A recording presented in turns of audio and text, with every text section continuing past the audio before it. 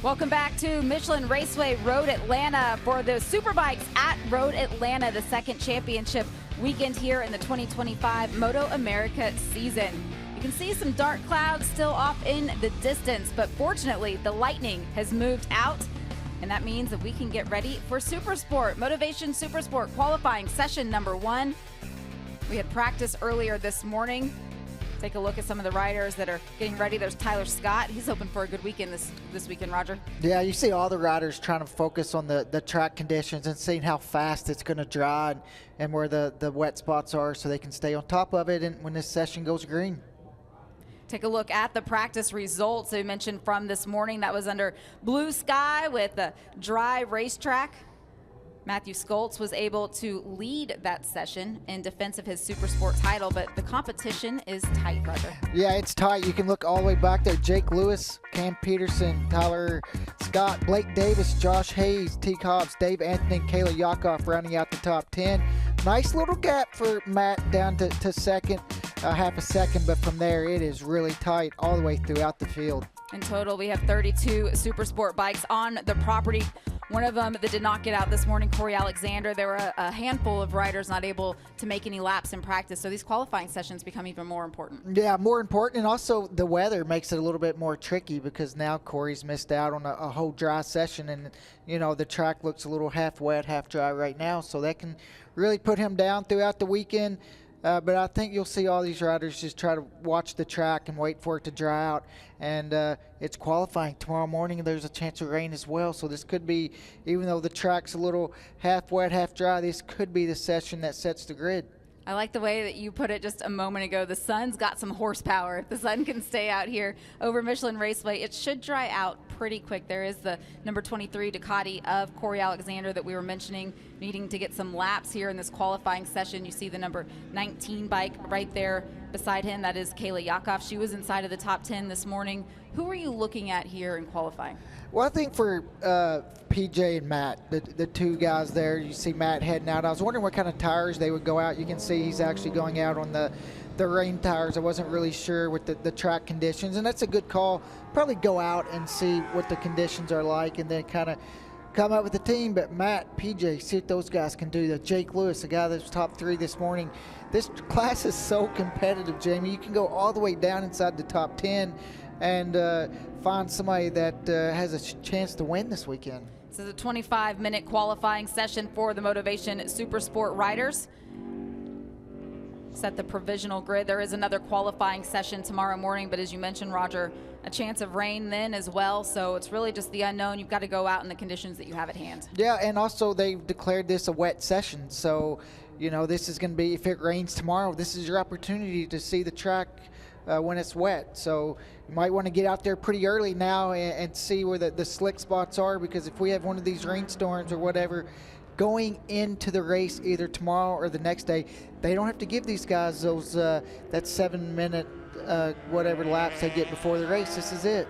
Watching Matthew Skoltz go around the track, you can really get a good look at the condition of the track already, with several dry spots at each of the corners. The staff here at Road Atlanta has just done a tremendous job over the last couple of years improving the drainage and making it raceable in the rain, yes, but also helping it to dry faster. Yeah, drying a lot quicker, and Road Atlanta has made a huge investment in this track for motorcycles. Not, you mentioned the draining, that was a huge one, but they've also moved walls back, and you know, you hear all the riders talking about how fun that first part of the track was, and they've made a lot of you know, changes up there to make it safer and make it more fun. Matthew Skoltz, you saw him a couple corners ago continuing to look over his shoulder, see if anybody else is out on the racetrack. We do have some bikes, other bikes that are out there getting up to speed and looking to see what the track conditions are like right now. Not everyone has left pit lane yet. No, I think some guys will, you know, wait a couple minutes and let this track dry. If there's a lot of riders that go out, the track's going to dry even quicker. But knowing with the sun out, the track is just going to get, you know, better and better and better. You see Josh actually heading out on the slicks, so you know, he's made a little bit different tire choice, and I think that's the right one with the way the track is. There we saw Matthew Skoltz make his way back into pit lane as Josh Hayes leaves pit lane. Let's get down to the third member of our broadcast team, Jo Ankier. She's down on pit lane. Good afternoon, Jo. Good afternoon. Hi, Jamie. Hi, Roger. Well, as we all know, we had that lightning, that rain earlier today. Great to be finally on track here at Michelin Raceway, Road Atlanta. It is a wet session. Most of the riders will be going out on their wets. A few on the slicks, as you just saw with Josh Hayes. Spoke to Josh Hayes just a minute ago. He said that there are still some wet spots out on the course, especially around turns 3, 4, and 5. The chicane there, couple of wet spots to be cautious of, but other than that, pretty dry at the moment. They've had a couple of warm-up laps. Josh loving the rain. We saw him win that race 2 in Barber, and loving being back racing again. The 50-year-old had his 89th win. What a legend. Matt Scholz as well. He was fastest in P1 earlier. I spoke to him about his off-season in South Africa. They're used to similar weather. He was riding motocross out there in Durban. They're used to hot, humidity, a bit of rain as well. He did have that crash in race 2 in Barber, remounted and came third. He'll be cautious, but nothing new for him. Track temperature 31 degrees Celsius, air temperature 25. Let's get you over to the track. Yes, thank you for that, Joe. It's interesting, Roger, watching the riders take different philosophies, I guess you could say, as they leave pit lane to go out. What would you do if you were in this position? Well, you can see how fast the track is drying. One thing I would do is, maybe go out there and look at the track, but not try to take any chances, because this is going to look, when you see right here, when there's 10 minutes left in this session, it's not even going to look anything like it is now. So some guys might have had a little mechanical this morning, so they want to get out and just make sure the bike's running, even though the track conditions might not be great. For when it does get better, they have everything sorted out. So everybody's got a little bit of a different strategy. Where Josh was talking about the track puddles, we've talked a lot about elevation here this weekend. Kind of the bottom of the elevation is where there could be some water running across the track. Watching some time starting to come in as riders have completed a lap now, but as we saw in the case of Matthew Scholz, he left pit lane, didn't cross start finish line, went right back into the box. So we don't have a lot of times coming in just yet, but like I said, it was a 25-minute session. We're now down to just under 20 minutes to go in this first qualifying session, but still a lot of unknown right now. A lot of unknown, and also Blake, seeing him out there looking at his rear tire, looks like he's went out on the reins as well. For Blake Davis, sitting 4th in the championship standings, able to get a podium in the first race weekend back at Barber Motorsports Park. A new team for him, new platform here with Strack Racing. Matthew Scholz is his teammate. But for this weekend, he has a new crew chief as well, Xavi Flores, who won the 2023 Supersport Championship, is now on pit lane as the crew chief for Blake Davis. Yeah, and for Blake, I think it's a good opportunity to have a guy that's got a lot of experience, not only for the crew chief, but also the riding aspect. Could be really big for Blake. And also a lot of big changes for Blake. A different crew chief than he had the first race. The team that he was on, the N2 track days team, he was on that team for 5 or 6 years at least. So now it's a kind of a new environment for him to kind of get used to. It's going to be some changes for him. Yeah, certainly plenty of room for him to grow and to learn, and it's a great step in his own personal development, and to put a lot of trust in him over the years and bringing him up through the different ranks in the program. And Strack Racing took note of that. Blake's a great talent, a great young talent, and can't wait to see what he can do with it this season. Yeah, and just such a talent, as you mentioned. I mean, he's been one of those guys we've been watching since Junior Cup come through and be super big competitive, and also having a teammate for him. He's got a teammate who wears the #1 plate, so there's a lot of information that Blake can take in this year, and I expect Blake to make a huge jump throughout the year. It's also just really cool to see Xavi Flores as a crew chief now, knowing him as a past champion. You see Tyler Scott not on the bike quite yet as he walks over to look out at the wall with the track drying. You see the clock up there, 17.5 minutes in this session. How long do you wait, Roger? Well, I think you just keep watching the lap times. You'll see a lot of riders there saying, okay, once they get down to this lap time, I'm going to head back out. It's one of those things where is the risk versus the reward. Or what are you going to gain? The track, you're not really going to gain a lot on the wet because it's really not that wet. And then the dry, you're not really going to figure out much either. So, a lot of riders in conditions like this, maybe the first sector is good, or maybe turn 7 and 8 is dry. So they might go out there and work on those 2 corners and not push it as hard on the rest of the track. We've watched Josh Hayes out there. Another rider that is still down on pit lane is Kayla Yakov. She's down with Joe. Thanks, Jamie. Yes, joined by Kayla here, who's deciding to sit out the first part of Q1. Tell me why that's the strategy. Looks like it's going to dry, so I just feel like it's not worth going out, risking anything right now. I mean, honestly, I'm not going to learn much in these conditions. We're trying to make better strides on our dry setup, so might as well just wait and try to get a good time at the end. I think doing it too early knocks a lot of confidence, so if I can come out later when the track's a little bit more dry, I'll be more confident right off the bat. And will you be coming out in the slicks then, if you're hoping to go out in the dry? Yeah, I will be, yep, for sure, slicks. Excellent. Best of luck then for Q1. As Kayla climbs back over the wall, waiting it out just a little bit. She echoed what you just said, Roger. There's just not a lot to learn right now in her particular case, but some of the riders who are out there, you see PJ Jacobson, one of her teammates, they're still looking for a little something. And I think also some riders might want to get out there. You know, as I mentioned before, this could be the conditions that the race is. If we get some rain tomorrow or Sunday when the lights go out, we might have a little mix match, wet, damp spots, and they want to get out there and get a feel for that and see where the grip is and see where some of the paint spots are, if they're slick when it's a little bit wet, and just try to get as much information as you can. You never know what the track conditions are going to be. Back on PJ Jacobson now. Just a moment ago, you saw Corey Alexander, the number 23, the other teammate to Kayla and PJ going out. Remember, he did not get out this morning in the practice session, so it doesn't matter what the conditions are for Corey. He needs to see the track. You can see PJ right there when it's wet like this, how he's avoiding the paint.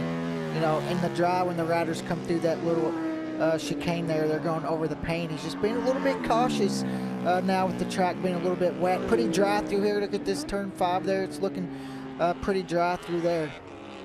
Saw a little bit of a wheelie there from PJ. You talk about the paint, and what a lot of the tracks have done now, Roger, they've added the aggregate to the paint to give it a little more grip. It's more like a sandpaper texture, not quite as slick.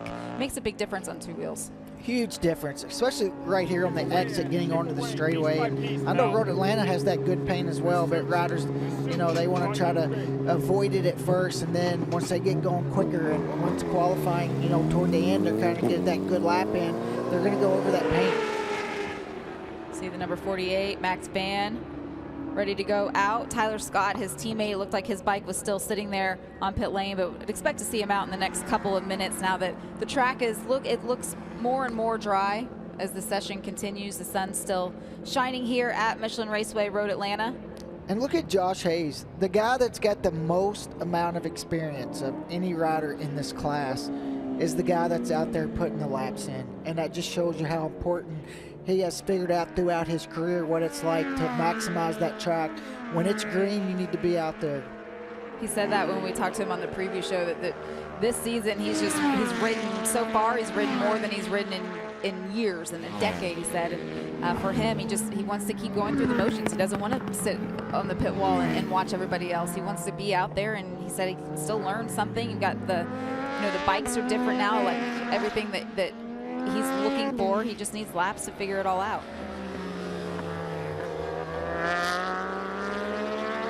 Also, like what Kayla said, if you go out this early and there's not a lot of grip and you're slipping and sliding, when the track is dry, it could be hard for you mentally to not, think that it's slick. So it's just tough call in these conditions. And I think as you get older and you get more experience, you figure out what works best for you.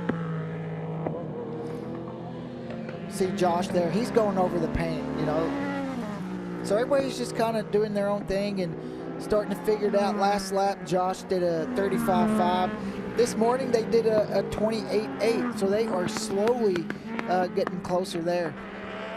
That track record back from 2017 in that Supersport came in race number 2. Garrett Gerloff, a 127.8 was what he was able to do. I'm imagining those were probably perfect conditions considering how old that lap record is.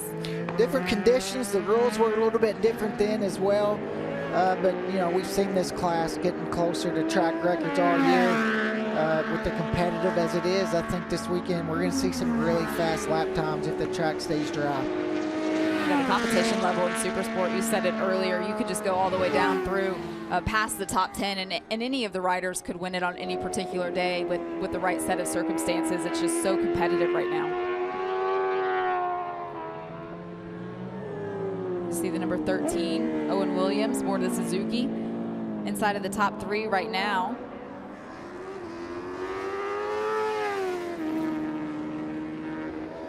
Even for a young rider like Owen, you know, I know that not everybody's out and it's tricky conditions, but when you come around the front straightaway and you look at your board and you see P3, it gives you a little bit of confidence when you're, you know, not used to really seeing yourself inside that top 10. So it's going to be a good feeling for him, and I think, you know, a little confidence booster when he comes around and seeing that he's having a really good session so far. That's a good point. You mentioned the board, and in motorcycle road racing, there's no team-to-rider communication that exists other than the signboard that teams use out in the front straightaway. But here at Road Atlanta, that the wall is so tall. Is it difficult as a rider to see the board? Is it difficult for the crew member to get the board over? It's difficult because out of the last corner, the bike wants to wheelie, so you want to make sure your crew's far enough down pit lane, but not too far down because you got to start braking for turn 1. So it's definitely a little tricky to see, and sometimes you process it after you go by. You kind of see it, and then it might take a minute to process. But I always try to, you know, the crew hang over the wall as far as they will let you. The 131, Chuck Ivey, just saw in the shot a moment ago, Kayla Yakov exiting pit lane as well. So just over 10 minutes left in this session, and she is going out to take a look at it and see if it's time to push a little bit. It looks like the track's pretty dry right now, at least in this section. PJ now down into the 33. So they are, the track, as you just mentioned, it's drying quick. They're cutting seconds off each lap. Jake Lewis now to the top aboard his Yamaha. He said this morning that they really think this weekend they'll be even better than they were back at Barber. They did some testing in between Barber and this weekend, just trying to figure out some things aboard that new R9.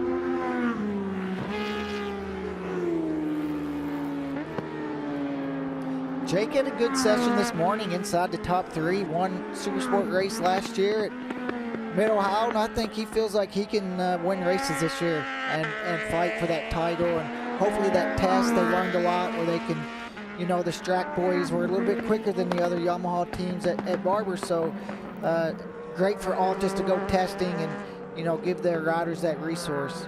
This morning between Matthew Skolch, see, this is a replay on the left-hand side of your screen. Look at that wheelie.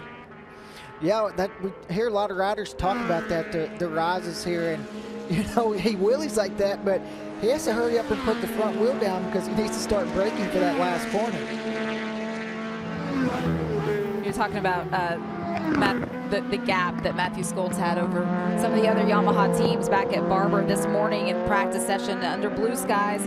It was 1.1 seconds between Matthew and Jake Lewis, who was sitting in third. PJ just 4/10 off of that pace. But again, it was practice session. It wasn't going out for a qualifying lap. But when you consider how much tighter it is now, that's a good sign to come. Yeah, good sign, and just close, you know, getting closer, and that's all you can ask for. Now just, you know, keep chipping away at it. You're not going to get it all in one session or one race weekend. Just slowly get yourself there, and you know, Jake's looking good so far this weekend.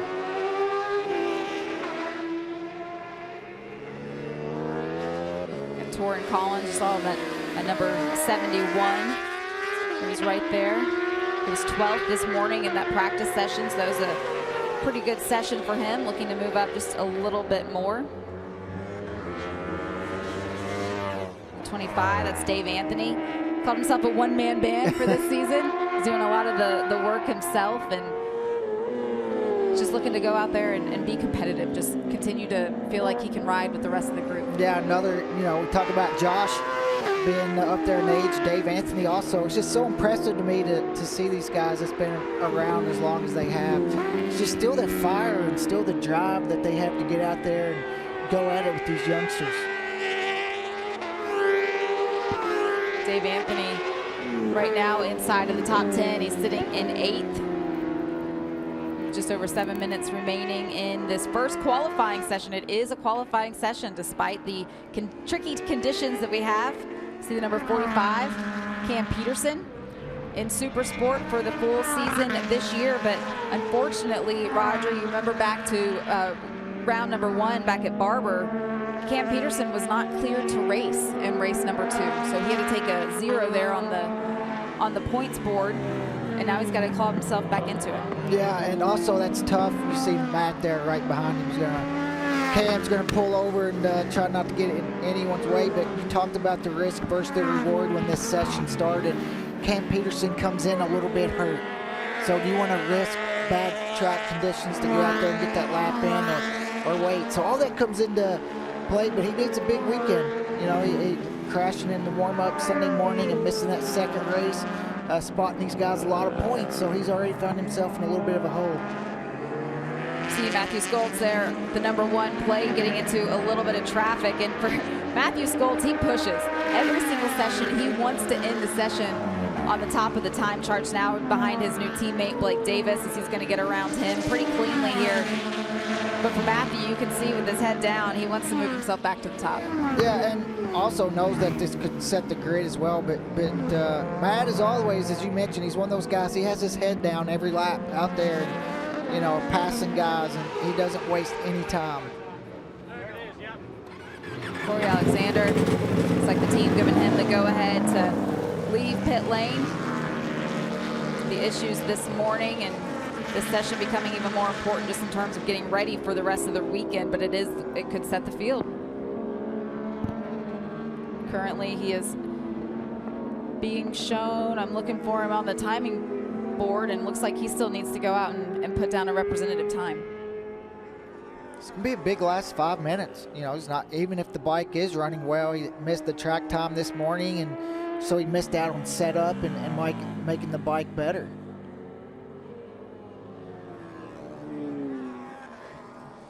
Thanks, Roger. Yes, well, I just spoke to the crews here with Corey Alexander, who, of course, missed P1. He had a crash in Barber, so they've been working on the bike since then. Had some issues this morning in P1. He didn't get out. Now they've had a shifter issue, so they've just had to replace the shifter, but Corey has gone back out to try to make some time up and catch the rest of Q1.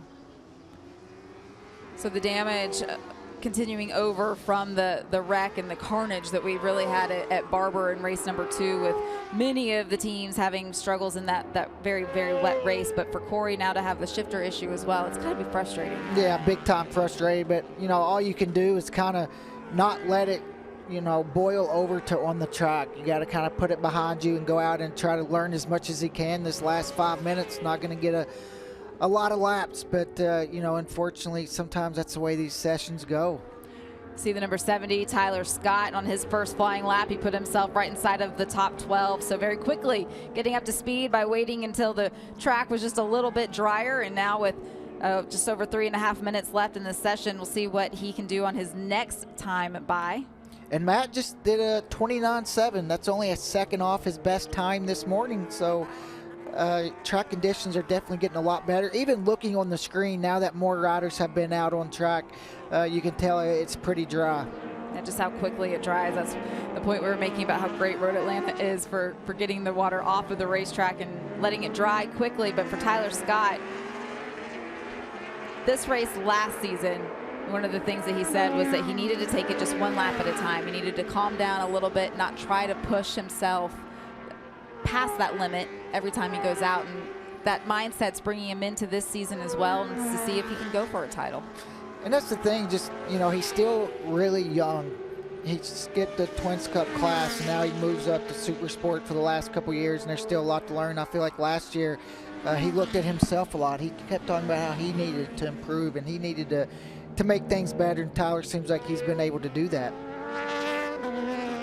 So we watch this group. You can see the scoring chip on the bottom of your screen there. Matthew Skoltz has gone red through the first 2 sectors, meaning that there he is, number 1 plate. He is improving even more on this lap. So he comes across a 1:29.434 for Matthew Skoltz, so getting even closer to the time from practice this morning, but by far the quickest we've seen in this session. Yeah, he's over a 1.5 seconds quicker than Jake Lewis there in second. So Matt, you see here, he's going to get held up a little bit. It's a tough place to pass. Even when you come up on a lapper and you might be a couple seconds quicker than him, it's really hard to make passes through there. There's Luca Allen on that 311 right in front of him, and You can see all of the bikes that are out there. It is a full field, 32 bikes on the property here in Motovation Supersport. You're going to run into traffic. It's all about how you play it and how you get through it.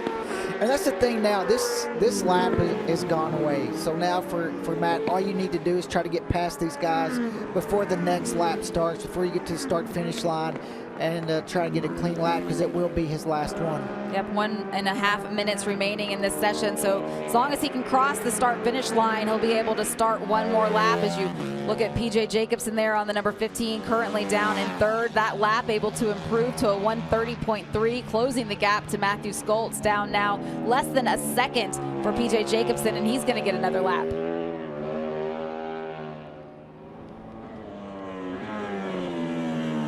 These two went back and forth all of last season, bringing it down to the very end for the championship title. We're expecting a lot of the same this year, but now there are more names thrown into the mix. Anybody else can take points away, so they need to get as many as they can when they can. And that's the thing, you talked about him and Matt last year, put on some of the best races we've seen in a long time. And you know PJ's a little upset missing out on the title when you're that close and you can see it, and you lose out. You come back in this season, and for PJ, you can tell he's really motivated. He's able to improve on this lap in sector number 1. That's that yellow chip there. It's his personal best, sector 1. We'll see if he can put it together with sector 2 as he gets to the next timing loop. See if he can close the gap even more. So he was able to improve there through the second sector as well as he makes his way down towards the start-finish line. We'll see what he's able to improve to. A lot of riders right now, you can see on the bottom, doing their personal best, but there's Matthew Skoltz going better than anyone. Yeah, and for PJ, his last lap in that first sector, Matt just went through there 0.6 quicker. So PJ can look at that after look at the splits and realize that, you know, that very first sector, he's losing a second. So PJ now down into the 129s as well. 129.67 for PJ Jacobsen. Keeps himself in second place right now, closing the gap to just over 2:10. Matthew Skoltz, though, still showing a time that is improving over his last lap, that best lap as he comes down the hill. We'll see what he's able to string together here, the final sector. 129.3 for Matthew Skoltz, so opens the gap up just a little bit to second place. You see the checkered flag has now been shown from the start-finish stand, so anybody who's on this last lap, they're able to finish it out. Everyone looked like they were still improving their times. A lot of them have already taken the checker. Dave Anthony is still out there. You see Max Van sitting up. He's already called this session over.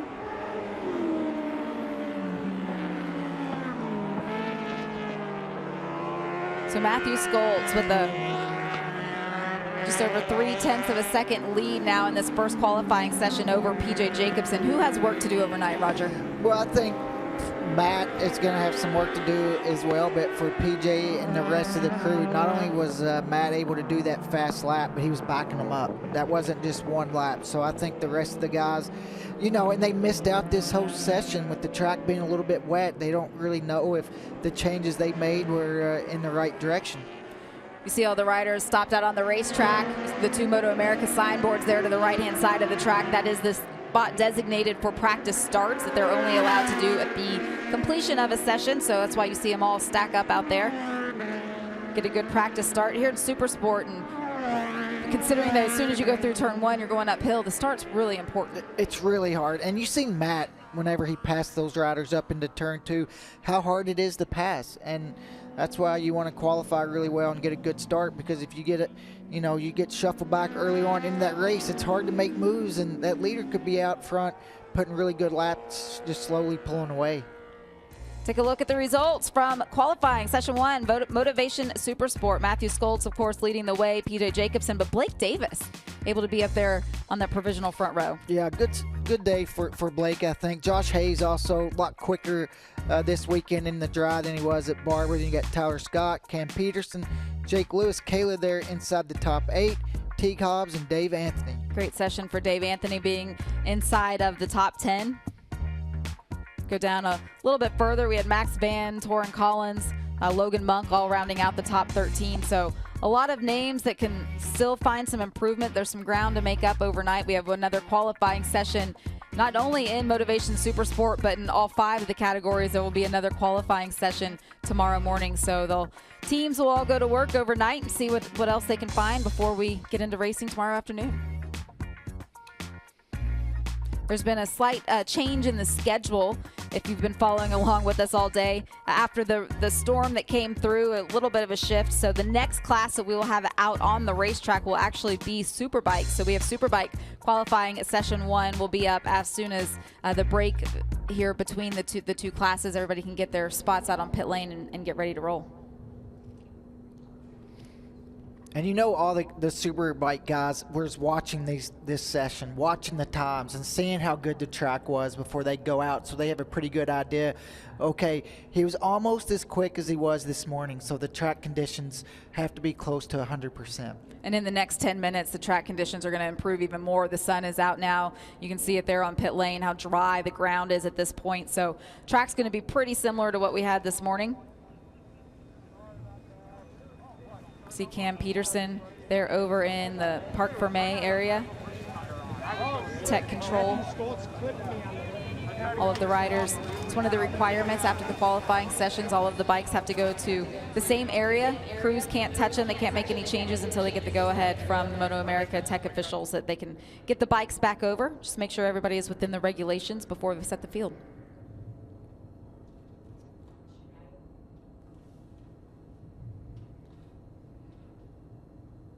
It's a good overhead look at the paddock here at Michelin Raceway Road Atlanta from our drone camera. Remy over there making sure we can see everything. Look at all of the teams that are out here, and just it's not just the motorcycle that they bring to the racetrack, the whole setup. Yeah, and I like, walking down that whole row there, you get to see all the big teams and then come back through, and it's just incredible to see how packed this paddock is. I mean, they're having trouble fitting all the rigs in here. Right in the middle of all of it, down there in Parc Fermé, we have Joe down there with Matthew Skolch. Joe? Matthew, congratulations, P1 in Q1. You were improving all the way through that session, and obviously the conditions played a part in that. What were you figuring out? Yeah, I mean, we switched to dry at about halfway. I only got 12 minutes on track, and just every lap was figuring it out, and it was getting dry out there. So, I mean, yeah, I think if there was more time, we would have gone quicker too. It was just more trying to find the right slot without getting caught behind a couple of guys. But overall, we don't know what the weather is going to be doing tomorrow morning, so I'm just happy to put this thing on pole now, and we'll worry about the weather when we're going to wake up tomorrow and look out of the curtains. Fantastic start to your Road Atlanta weekend. Congratulations. As Matthew Skolch makes his way back over to the team, you saw Blake Davis there as well, happy with his 3rd place result in this qualifying session. We'll step away. We'll be back.